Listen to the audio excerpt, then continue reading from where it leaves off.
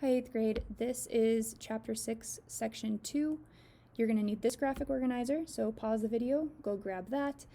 And at the top of this, we are going to write representations of functions. All right, we've been talking about functions, and so today we're going to talk about how you can represent them. There's 4 different ways, 1, 2, 3, 4, 5 different ways. Ooh. So we're going to have a lot to go over. At the top, I'm going to write representations of functions.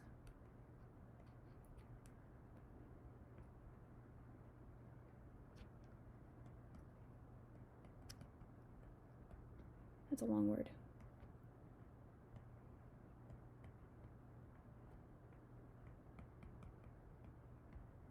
These are the different ways to represent a function, okay? So down here in the center box, we're going to write functions.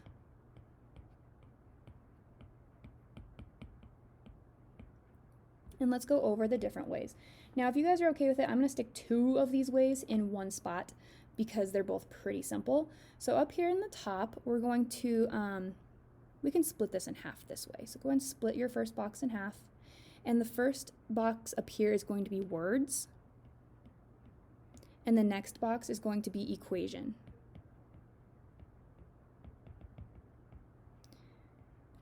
And then over on this box, we are going to do tables, a table, and then in this box, we're going to say a mapping diagram,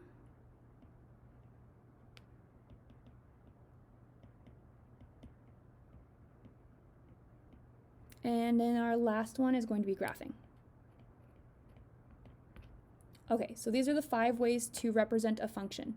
Let's do words first. Now, in words, it's literally going to say in words an equation out loud, and you need to know how to decipher words and turn it into math words, okay?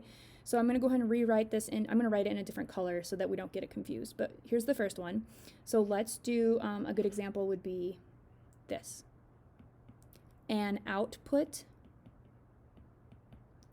is 2 more, I'm going to move this over, I'm kind of running out of space. You guys can start that a little more off to the side. An output is 2 more than the input.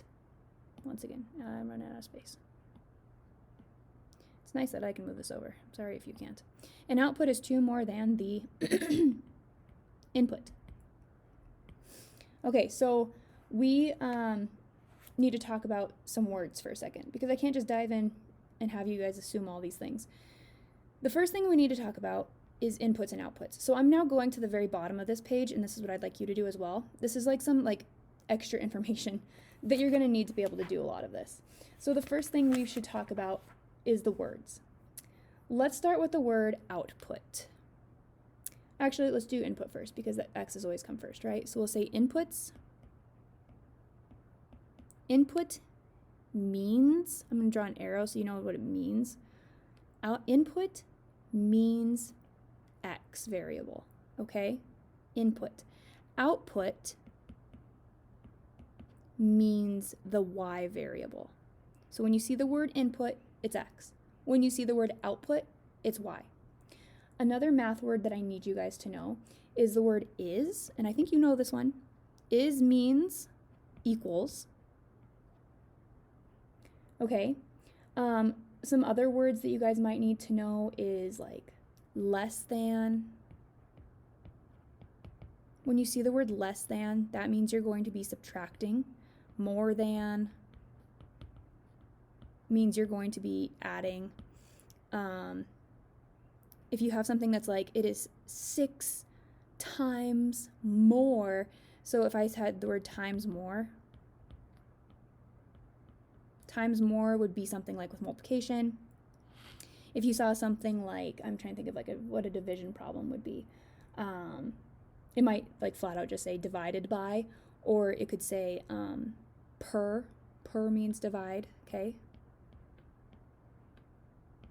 Another word that we should know is difference. Difference means subtract. Okay, these are just some words to help you decipher. So I wrote those down here, just a little cheat sheet for you. Let's go back up here.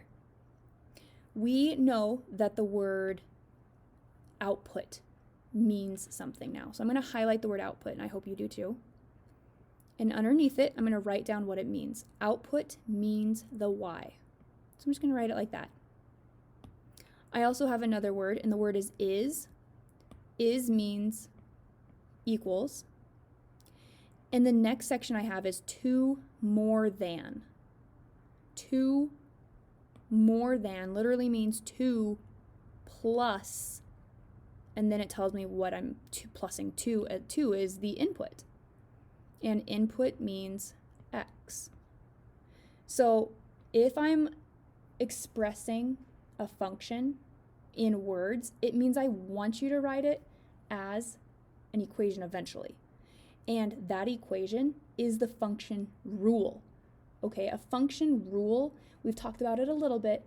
It means like what happened to x for me to get the y. And the rule is what you had to do. So my function rule, I'm going to rewrite it so it looks nicer. The final answer is x plus 2 equals the y. And that would be my function rule. I'm going to go ahead and circle it because that is the big thing we're trying to do here, is make function rules, right? Okay, let's talk about an equation now. Now, this is so simple because if it says find the function rule and it gives you an equation, it's super simple. I don't even know if there's anything really to write here except for just an equation. Let's just go ahead and write an equation. Should we just say something random like, how about y equals x divided by 2?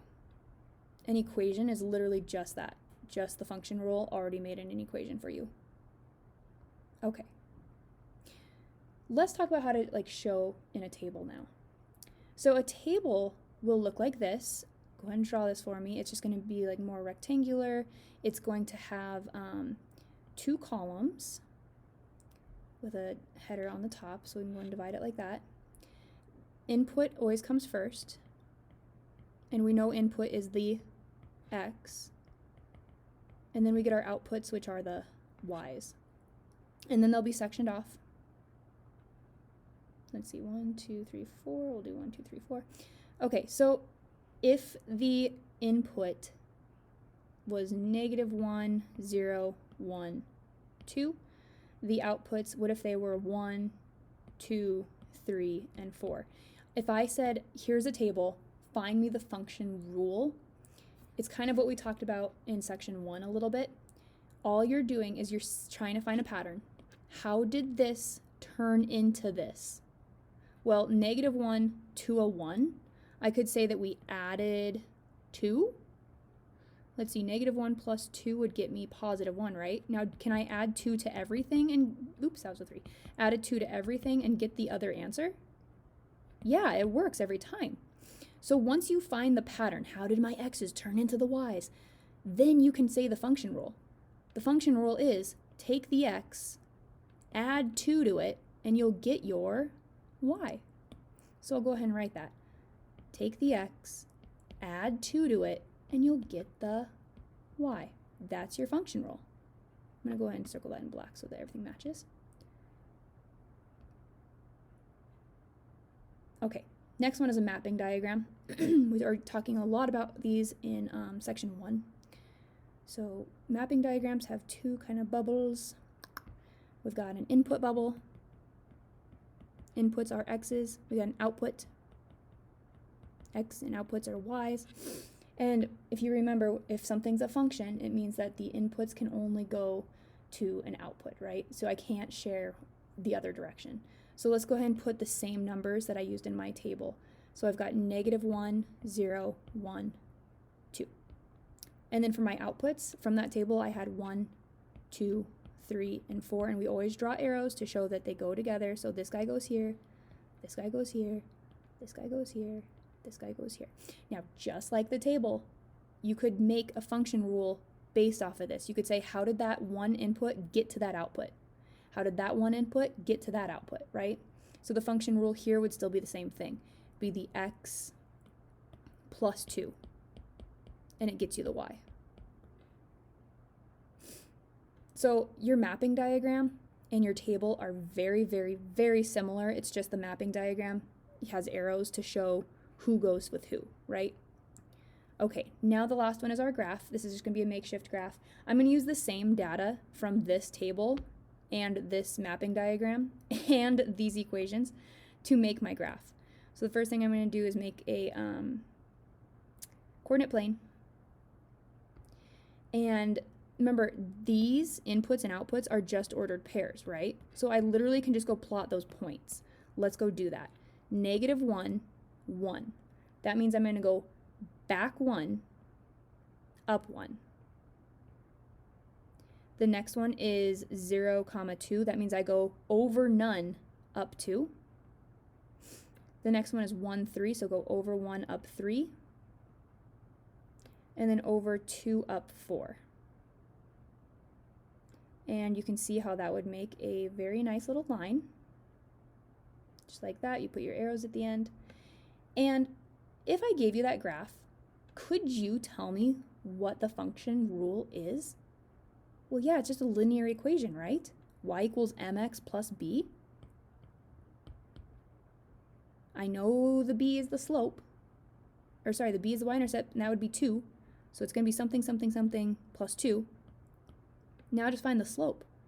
The slope is up 1 over 1, up 1 over 1, up 1 over 1. So wouldn't that be 1 over 1x? And 1 over 1 is the same thing as 1, which means I don't really have to write it. Y equals x plus 2. And it should be y equals x plus 2, because isn't that what all of these function rules were? Now this one wasn't, because I was just messing around.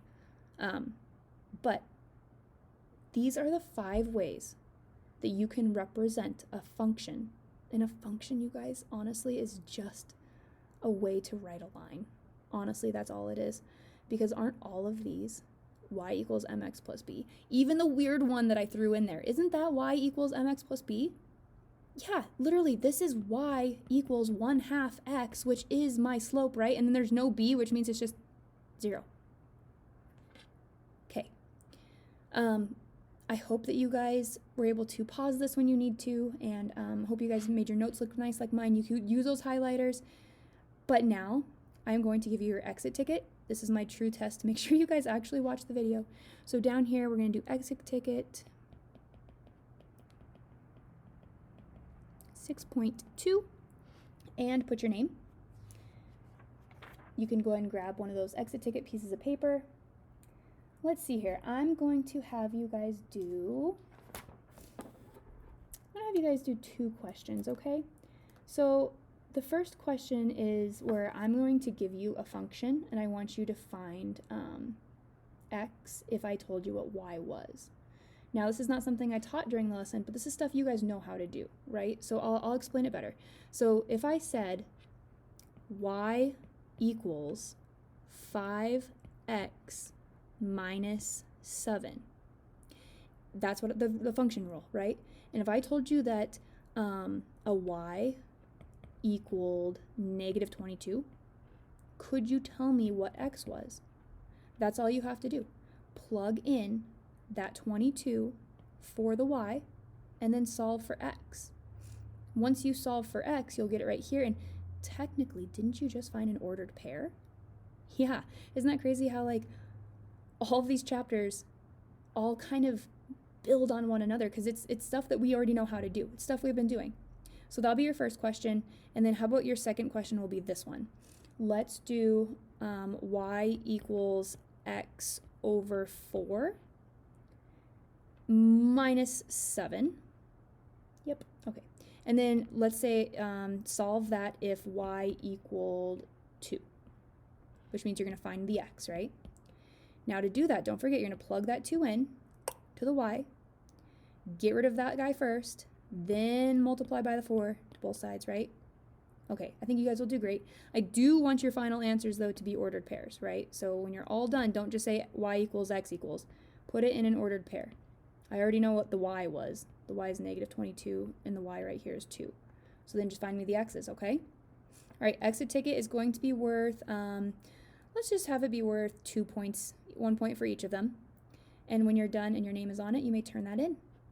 All right, guys, I will see you the next day.